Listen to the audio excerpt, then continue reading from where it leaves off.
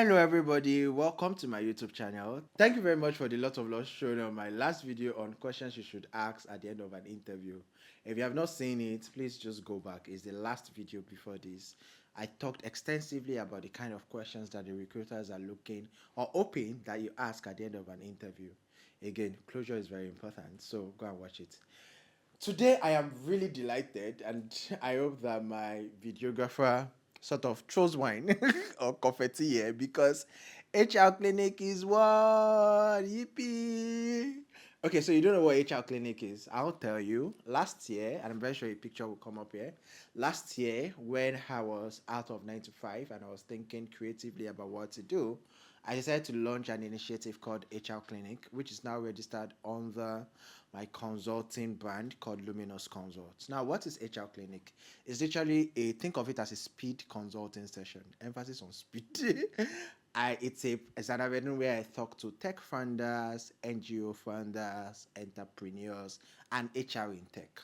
Now, why HR in tech and not any other industry? Because while I've worked across different industries like finance, like fintech, like renewable energy, like digital media, the industry that I'm very conversant with is tech, right? And I know that HR in tech is a different kind of game. We'll delve into that. So it's been fantastic. I have spoken with over aggregatively 40 founders or NGO founders or business owners or HR tech, and I've had exactly 70 people indicate their interest over the last 12 months. So what percentage is that? What's 4 over 7? What's the mass? I don't know. You can figure it out. Anyway, it's been fantastic. It's been interesting. I've gotten really amazing feedback. And I'm doing this video because people had tweeted at me or sent me a DM to say, hey, Emmanuel Faith, now that you have a job, hope you are not going to quit HR Clinic. Emmanuel Faith, now that you have a job, hope you are not going to quit HR Clinic. No, I am not going to quit HR Clinic. It's going to continue. How does it work? You majorly just sign up. It's another very interesting thing about HR Clinic is that it's sliding scale. It means that I don't bill you. You literally come and you pay what you can afford and you listen to me provide real-time solutions to all your people challenges for 1 hour. It's like picking my brain for almost free or for an amount that you can afford for 1 hour. And if you doubt me and you need evidences, you can see the evidence here from Aramide Aketimei. I used to call her Aramide Aketimei because that's how we became friends. She's now Aramide Kayode. She runs Talent Mine Academy, one of the largest NGO education centric institution in Nigeria. I can also see this feedback from Oluwaseyi Moijo. Now, this feedback from Oluwaseyi Moijo is very important to me. Do you know why?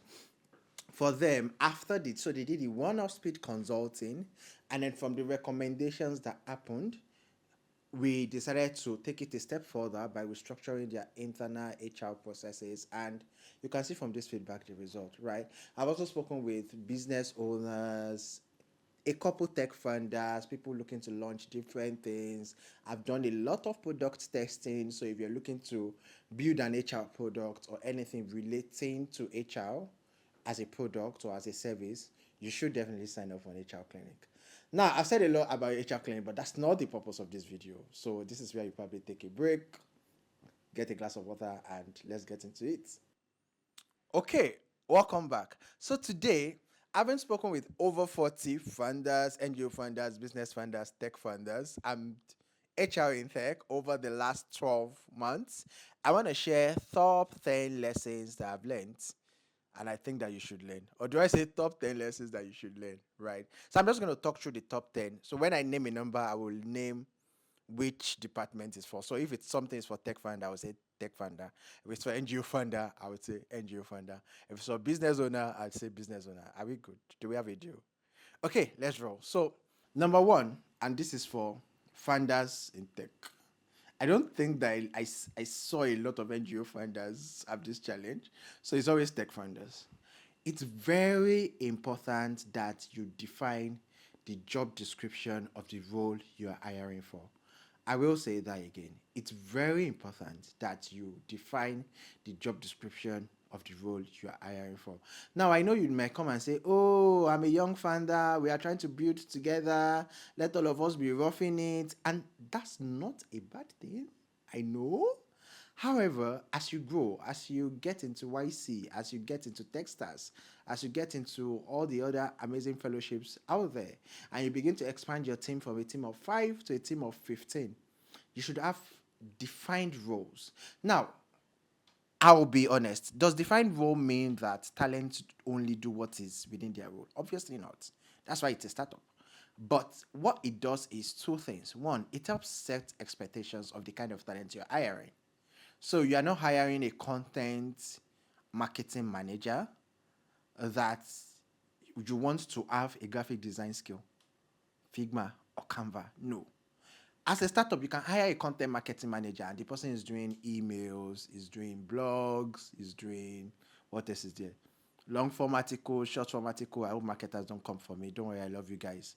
But you cannot hire a content marketing manager and say Figma or Canva skill is a requirement. That's just unfair, right? That's a narrowed down perspective. Another thing, there was this company, I would not mention their name obviously for confidentiality purposes, that after the speed consulting session, the first thing I had to do for them was to write their JD.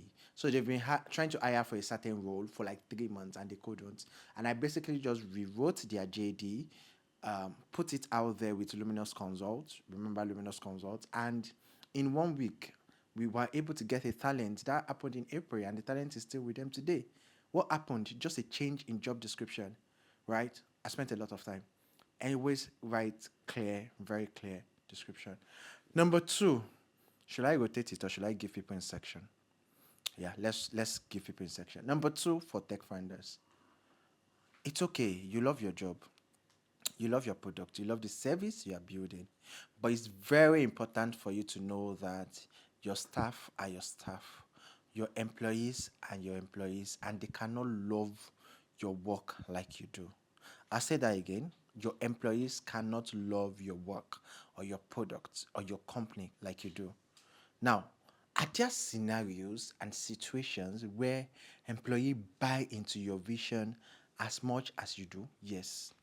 I have worked with companies where I bought absolutely wholeheartedly. There's a company that I worked with, whose name I won't mention, that my mom still teases me the day till date that I gave that company my life, and she was not lying. I bought into the company's vision. I gave them my life, my blood, soul, being, a lot of things. So it means that an employee can buy into the vision as much as you are. But is that the standard expectations? No. So, my dear tech founder, please stop sending message to your employees at 11 p.m. and expecting them to respond immediately. You did not sign 11 p.m. on their employee contract. Some of you don't even give contract, but that's story for another day. So what this does really is to help you manage expectations. Now, does it mean that you should pamper them, you should condone excesses, you should absorb laziness? No, obviously. People should come in and do their job, and if they don't, you should ask why they are not doing their job, put them on performance improvement plan. All of you that don't rate HR, this is your time. Yeah, which is another also lesson that I learned, but don't let me jump. So it's very important that you know that your employees might not, maybe I should use might not buy into your vision like you do, and they are not obliged to. That's why they are employees. Okay, so let's move to NGO funders now. I am really delighted. Shout out to all the NGO funders I spoke with. I gave shout out to Talentman Academy because the owner is my friend, and I gave to You Recycle because the owner is an acquaintance. So I feel like they will not mind me mentioning them in this video, even though I've not taken permission yet. But there are a lot of other, maybe not a lot, a couple really other solid NGOs that I sadly cannot mention for confidential purposes that super impressed me. Why? Because they were really concerned about people, about culture, despite the fact that they were NGOs. So that's the number three lesson. Dear NGO funder, that you are an NGO funder does not mean that you should neglect the importance of structure, the importance of people and processes. So yes, it's NGO. Either is a paid or unpaid. Either is, okay, that should be point number four. But either is paid, unpaid, either is allowance based or not. There should be structure. People should know, why are we doing this NGO? What is our goal? What's our vision, mission? We want to be the number one recycling company in West Africa by 2027. we want to win the Barack Obama grant or Bill and Melinda Gates Foundation grant by 2026. And this is what we are going to do every day to win that. So, a content writer, again, I like marketing. I think by now, if you're watching my video, you will probably know that.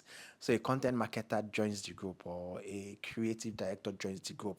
That means that when you're going on your sweep the ocean day, clean the environment day, green day, the creative director knows exactly what she's doing, how to get the angles that will tell a story that is convincing. Why? Because you want to win Bill and Melinda Gates Foundation by 2026. But if you do not have that vision clear, that mission clear, that people structure clear, everybody's just doing, in my language, they call it Rogbodiyan. Everybody's just doing balabolo. It would affect the height, the possibilities that you can reach even as an NGO. Which takes me to point four. Point four, as an NGO funder, and if you're a tech funder, you should listen to this too. There are a lot of things that you can give as compensation beyond monetary. I have a whole, so shout out to Talstack. I have a whole class on compensation and benefit on Talstack. So this is free ad for Talstack. They don't pay for this. You can go and watch it. But there are a lot of things that you can give, and one of them is your social capital. I thought recently, I think that maybe a short video, a logo will pop up here. One of the benefits that I feel like funders miss out on is the concept of social capital. That's social capital. And I cannot quantify that in monetary value. I taught recently at Eel Innovation Justice. They are focused on funding funders, young funders focused on products and services that help enhance justice in the society. And one of the things I told them was just how much a social capital can be of value to employees. So you're a funder. You graduated from Harvard or Oxford or Stanford, and you have all this network, yes, all this social network, and your employees need help. Practical illustration. So you're a designer, an entry level designer. You're paying the person 150K or 200K, obviously, because you can't afford senior designer. But you have friends in the industry as that are senior designers. Can you do a map mentorship? Can you talk to your guy to say, hey guy, I beg, I even get this one designer. Can you I beg mentor him for like 3 months? People have reached out to me to do that. People have reached out to me to say, hey, can you mentor my HR for 3 months? I obviously cannot afford you and I can't put you on consultation. How much will you collect? And I name a very ridiculously low fee and they pay it. But in that 3 months, I'm training their in-house HR and they are getting better, right? So can you do that? Some of them will even be willing to do it for free. So as a leader, you have access to fellowships, to resources, to meetings, to events. Are you inviting your staff? Are you sending these links to them? For example, when I was at one of the companies I worked with, it was a YC company, and well, the co-founders could not maybe help me from an HR perspective. One thing that one of the co-founders drew, and I would always appreciate that, was because he was a member of YC. Every time YC had related conversations, he looped me in. Sometimes he doesn't even understand what they are saying, but as long as it's HR, he loops me in. So I got access to a lot of resources just being an HR manager for a YC company. So there are a lot of benefits that you can give to your members that are not monetary. Think about it. What number are we now? Number four, Abby? Yeah, so number five. Number five, my business owners. You guys are the most amazing people. Why? Because I'm not sure I'm a business person. So I don't know. My friends say that I'm already doing business. I don't know how true they are. But my number one lesson for you is sort of similar to my number three lesson, but it's stricter. Do not hire people out of pity. I say that again. Do not hire people out of pity. There were two business owners. True, I should even reach out to one of the clients because I've not reached out back. We had a speed consulting session and it was great and it was amazing, but we missed out on the follow up. She hired on pity, she pitied people. She would hire people, everybody would do shabby work, and she could not lay off people because she didn't even have structured people processes. So she didn't know when if she was flaunting the law or not. She was like, there was one of the things I was helped her to was to rework our HR policy so that people know that if you have to resume by 9, you are resume by 9. If you come late, this is a penalty. If you go on probation, this is what it means. If you go on probation 2 times in less than 6 months, you get fired, right?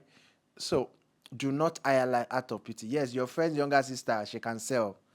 Don't go and make a mistake. Oh. Does she fit in? Does she align? Does she understand the business?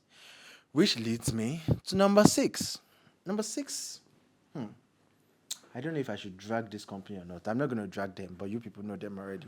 There was one of the biggest busts, because that's the word, one of the biggest busts that happened in the tech ecosystem this year was a certain company that they went to hire from Apple. Shaking my head. Number six, either you're a founder, NGO founder, business owner, tech founder, a big talent does not lead to a big result. I say that again. A big talent does not lead to a big result. As someone who is maybe in the Nigeria ecosystem a big talent, I can tell you today that there are companies I will join and I will struggle. It's not even I'm not trying to be humble, and I'm also not trying to brag. I'm just saying it point blank. It has happened. I've joined companies and I just quit after 8 weeks because I'm like, I'm sorry. You guys want me, you paid a lot of money for me, but I cannot continue here. You guys do not have the structure. I'll be particular. There's one company that I joined, and say, I hope that nobody from that company watches this. Say, I was resuming tomorrow. As at this evening, they had not sent my laptop. They had not sent anything. Me that I'm used to companies that are sending me welcome email from like 1 week, 1 week ago. It was so weird to me that I'm resuming a company tomorrow. And as at the day before, again, maybe because onboarding is very important to me, and maybe I will shoot a video about just how to facilitate and encompassing onboarding in the nearest future. But it was very weird to me. It was now the morning of the day. They now said, "Oh, we are sorry, we'll postpone your resumption to next week." Okay, no yawa. Next week came. I'm like, I don't have tools. Like, you guys didn't tell me anything. Like, oh, you are supposed to have your laptop. But we had 3 rounds of interviews. And you guys gave me an offer that we negotiated to and fro before I signed the offer. And in all our 4 or 5 conversations, you didn't deem it fit to say, hey, because this is a fully remote role, your gadgets are yours. I was coming from places where they were swapping our Dell for Mac. And that's the kind of place I was coming from, to a place where they were telling me that I have to use my laptop. So it's not the company's fault, right? And it's also not my fault. But I just knew in that company that I was going to struggle. And lo and behold, my brothers and sister, I quit after 8 weeks. Why did I give that illustration? It's to let you know that a big talent does not translate to a big result. That you offer the talent $3,000 per month does not mean that the person would come and do the $3,000 per month work. Because sometimes it's the talent. Sometimes it is not the talent. You do not just have the structure to help them function. So I find it very ridiculous that a Nigerian company will say they went to hire from Apple. Do you have Apple structure? Do you have their system? Do you have their processes? Why are you then hiring talent from Apple? So always ensure that you do not go for big names when you are trying to hire. And what's also interesting is that I found out that this one is for tech. Tech founders hire talent to brag. I've seen a founder do that, but the person is not a tech founder anyway, but like the person did it to brag. I'm like, why are you hiring a talent to brag? You want to brag that, oh, this talent works with your company. I'm sorry. You're going to have what we call hiring error. I don't know what number. Okay, that was number 6, right? So number 7 and 8will be for HR in tech. So my dear HR in tech, especially if you are coming from another industry, you should know that you have to combine flexibility with, the only word coming to my mouth right now is solidity. And I'm not sure if that's a correct English. You have to combine flexibility with deep foundation. So I think one advantage that people that come out of tech into tech have is that for example, they are very good with documentations. They are very good with processes. They are very good with procedures. And so you are coming to tech where everything is few as it go, few as it go. You have to be sure to find a balance to ensure that you do not try to come and erode the flexibility that happens in tech, and to also ensure that your procedural process of thinking does not get eroded, right? So it's very important that you strike that balance, which leads me to my next point. There are HRs in tech. You are not a traditional HR. I am not shading traditional HRs right now. I'm just telling you that because you're an HR in tech, there are some things that if you do it like a traditional company, you are going to lose your best talent. I'm not joking. So In traditional company, promotion only happens. Let's even forget promotion. That's more serious.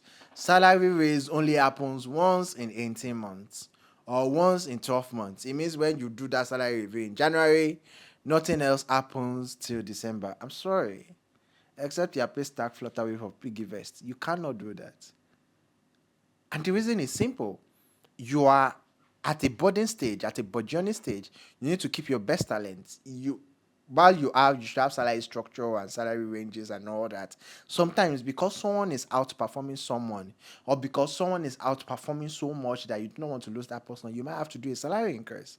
I'm using salary increase because that's the closest thing to my mind right now. Sometimes it's not salary increase. I'll give another illustration. There was one of my friends who was a line manager and recommended one of his direct reports for promotion. This promotion doesn't even come with salary increase. So it wasn't saying give the person salary increase. It's just saying promote this person. Guess what? It wasn't even just saying promote. It was just saying give this person a new title. Let the person move from trainee to associate, something like that. And the HR comes back and say, "Oh, we only promote once a year. This will only happen once a year." Let me tell you people what happened to that company. First, they lost the associates. Second, they lost the line manager. Because the line manager actually said that because he was about to leave. So he wanted to coach that direct report to the extent of to which if he leaves, he would be able to hand over properly because there were like three direct reports and it was clear that she was better than the other two. Even the other two agreed. And so a proactive HR should just have a three-way conversation. What's happening? What do we need to do? And cascade it to the management. But because this HR was still stuck in her traditional ways, she said, we'll do promotion once a year. And because of that, they lost two key talents. Only God knows how many resignation happened afterwards. So you cannot do things traditionally. Can you hear me? JHL Tech, learn to innovate, iterate, and do this first. So I feel like I've done a proper distribution. I've done two for tech funders, two for NGO funders, two for business funders, and two for HRs in tech. So I'm just gonna do two spontaneous random things. I think the last two things, the penultimate one will be that document everything. This is a very shout out to Anita Eboigbe, the COO of Bikaba Media, as I when I was recording this YouTube. And that's one huge thing that I learned from Anita and Okwe Adedeji. Document everything. So what amongst a lot of other things, one thing that documentation does for you is that it prevents duplicity. So you don't have to start searching for something that's already provided a solution for 6 months ago or 1 year ago, things like that. And then lastly, I feel like this is a good place to round up. Please have a good culture, respect people, employees, employers, acknowledge people and appreciate them. Sometimes, yes, appreciating is buying someone pizza. Sometimes appreciating is just a shout out on Slack, literally. Hi Yenny, thank you so much for being an amazing videographer. You are staying all night to record this video with me. I appreciate you. I don't have money to give you, but I see you. That's all the person needs to smile, right? So, see, Yenny is smiling right now. Just appreciate, just give a shout out on Slack. Just give if you can. I remember one of the most interesting gifts that I've received from a founder was 50,000 naira. For context, 50,000 naira then, okay, I don't want to be giving salary now. It wasn't, I mean, if you give me 50,000 naira, I would say thank you to you. But it wasn't a huge money. But the fact that I woke up to 50,000 naira credit alert from my founder, I was very happy. And he told me why. I handled something that was really delicate that he didn't want to handle. Like for the next 1 month, if he said, Faith, yeah, I've said yes, sir. Faith, do this, yes, sir. Faith, A, I've gone B, C, E, F, G, H, I, J, K, L, M, N, O, P to Z. So just appreciate people. Let people really, either you're a startup of 5, or a startup of 10, or a startup of 20. Please appreciate people. Let people feel like life is stressful and work is a huge part of our life. Either you are doing 9 to 5, 9 to 9, 12 to 12. Just let people know that you see them and you acknowledge them, even when you can. And that's why I did not say reward people. That's why I said appreciate people. Let people see that you do good work. Okay, so I cannot remember the 10 things I've said. So you have to go. But I didn't plan this. I don't script my videos by now. You should know. And if you don't, well, here you go. So I don't script my videos. I just try to sit in front of camera and I record. So go back and watch this again as many times as possible. Share it with funders. Share it with entrepreneurs. And if you want to book a session with HR Clinic, there is a link below, and it would probably also come up there. It's very simple. Like I said, it's a 30 minutes to 1 hour speed consulting session based on your availability. A sliding scale, meaning that there is no charge. Of course, there's like a minimum caveat that you have to pay, but like there is no charge. So people pay me sometimes 5x of the minimum, and sometimes people just pay the minimum. For me, it's just an avenue to share my practical knowledge working across different industries, not just working. I can buy, making impact, great, measurable, visible impact, like they would say, evidence day across in different industries, and just being able to dish it out. Some of my friends have said I should create a course, I should write a book, which is one of the reasons why I also have some courses on Stack.